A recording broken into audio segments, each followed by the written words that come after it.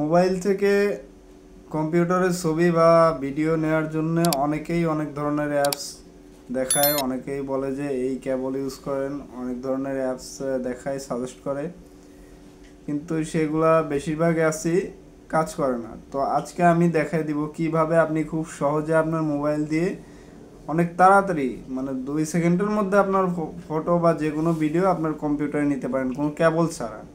চলেন আজকে কথা না বাড়িয়ে ভিডিওটা শুরু করি। তো আমি বেশি দূর ভিডিওটা লং করব না, আমি ভিডিওটা শুরু করি। তো প্রথমে আমাদের যেখানে যেতে হবে সেটা হচ্ছে প্লে স্টোর। প্লে স্টোরে আমরা চলে যাব। প্লে স্টোরে যাওয়ার পরে আমরা সার্চ করব শেয়ার ইট। শেয়ার ইট, তো শেয়ার ইট দেখতেছেন, এই যে প্রথম যে অ্যাপসটা দেখতেছেন, এই অ্যাপসটা আপনি ডাউনলোড দিবেন।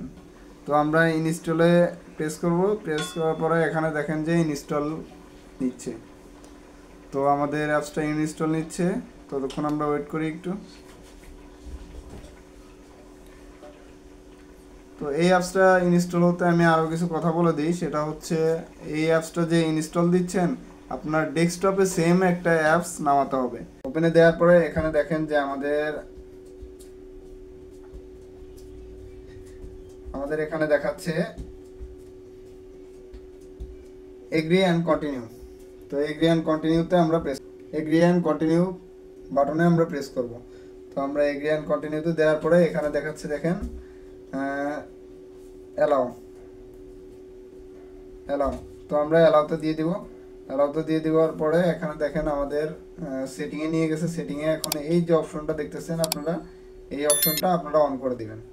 তো আমি এখানে প্রেস করে অন করে দিলাম। তো এখন আমি আবার ব্যাকে চলে যাব। তো ব্যাকে যাওয়ার পরে দেখেন যে আমাদের সামনে এরকম একটা ইন্টারফেস আসছে। তো এখন আমরা কম্পিউটারে যে অ্যাপসটা ইনস্টল দিলাম সেটা দেখি যে আসছে কিনা। তো এখানে দেখতে পাচ্ছি যে আমাদের অ্যাপসটা ইনস্টল হয়ে গেছে। তো আমরা এখন কি করব, এটা হচ্ছে কম্পিউটারে আমরা এটা ওপেন করার জন্য ডাবল প্রেস করব। এখন দেখেন যে এখানে যে কিউআর কোড শো করতেছে, এখানে কিউআর কোড শো করতেছে। এখন যদি আমি মোবাইল থেকে কোনো ফাইল নিতে চাই, সেই ক্ষেত্রে আমি কি করব, প্রথমে শেয়ারটিতে ঢুকবো। ঢোকার পরে এখানে দেখেন যে এখানে দেখাচ্ছে হচ্ছে send and receive and file. তো আমরা কোনটাতে যাব? আমরা যাব হচ্ছে সেন্ডে। যেহেতু আমরা মোবাইল থেকে নিতে যাচ্ছি সেহেতু আমরা সেন্ডে যাব।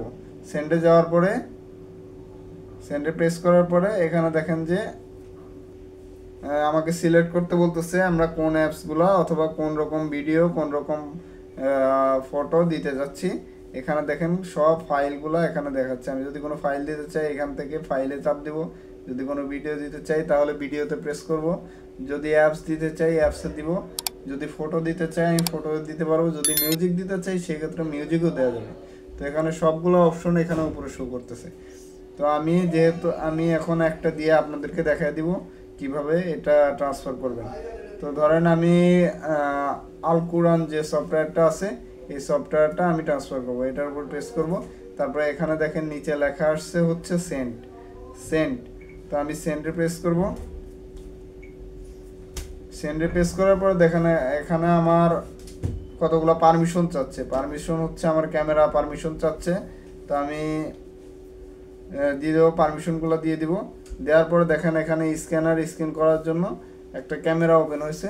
তো আমি এখন এই কম্পিউটারের ডিসপ্লেতেই যে আমার ডিসপ্লেতে যে কিউআর কোডটা দেখাচ্ছে, তো আমি এইটাতে স্ক্যানের জন্য দিব। এখানে ধরার সাথে সাথে দেখেন যে আমার কম্পিউটারের সাথে এটা কানেক্ট করে নিচ্ছে।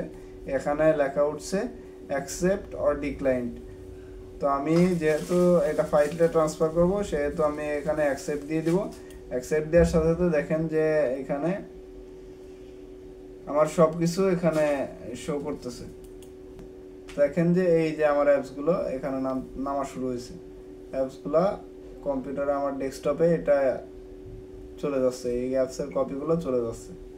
দেখেন কত সুন্দরভাবে কত তাড়াতাড়ি আমরা আমাদের মোবাইল থেকে যে কোনো ফাইল ফটো কিংবা আমাদের ভিডিওগুলো আমরা এডিট করার সময় অনেক সময় মোবাইল দিয়ে আমরা ভিডিও করি, কিন্তু কম্পিউটারে নিতে গেলে অনেক সময় আমরা ঝামেলা পড়ি, কেবল লাগে, কেবল দিয়ে তারপর ট্রান্সফার করতে হয় ইউএসবি কেবল দিয়ে। তো আমরা কোনো ইউএসবি কেবল ছাড়া আমরা শেয়ারিটের মাধ্যমে খুব সহজে আমাদের ফাইলগুলো ট্রান্সফার করতে পারি। তো এই ক্ষেত্রে বলে রাখি, এটা যেহেতু শেয়ারিট দিয়ে আমি ট্রান্সফার করতেছি, যেহেতু আপনার ওয়াইফাই কানেক্ট অথবা মোবাইল ডাটা যেটাই থাক, যেটা দিয়ে আপনি কাজ করেন, একই ডাটা ইউজ করতে হবে কম্পিউটার আর মোবাইলে। যেমন হচ্ছে ওয়াইফাইটা আপনি যেটা ইউজ করতেছেন সেটা একই ওয়াইফাই আপনার কম্পিউটারে যে ওয়াইফাই চলতেছে ওই ওয়াইফাইটা আপনার মোবাইলে ওইটা অ্যাড থাকতে হবে, তাহলেই আপনার মোবাইলের সাথে আপনার ডেস্কটপটা কানেক্ট থাকবে। তাছাড়া কিন্তু আপনার ডেস্কটপে এই অ্যাপসটা কাজ করবে না। আপনি ওয়াইফাই চালাইলে একই ওয়াইফাই মোবাইল আর হচ্ছে আপনার ডেস্কটপে কানেক্ট থাকতে হবে। যদি আমার ভিডিও আপনাদের কোনো উপকারে লেগে থাকে তাহলে আমার চ্যানেলটা সাবস্ক্রাইব করবেন এবং নতুন নতুন ভিডিও পেতে আমাদের চ্যানেলের সাথে থাকবেন, বেল আইকনটা অন করে রাখবেন। আর হচ্ছে যদি কোনো অ্যাপস সম্পর্কে জানতে হয় তাহলে কমেন্টসে জানান, আমাদের জানালে হচ্ছে আমি সেই অ্যাপস নিয়ে একটা নতুন টিউটোরিয়াল আপনাদের সামনে নিয়ে আসবো। ধন্যবাদ।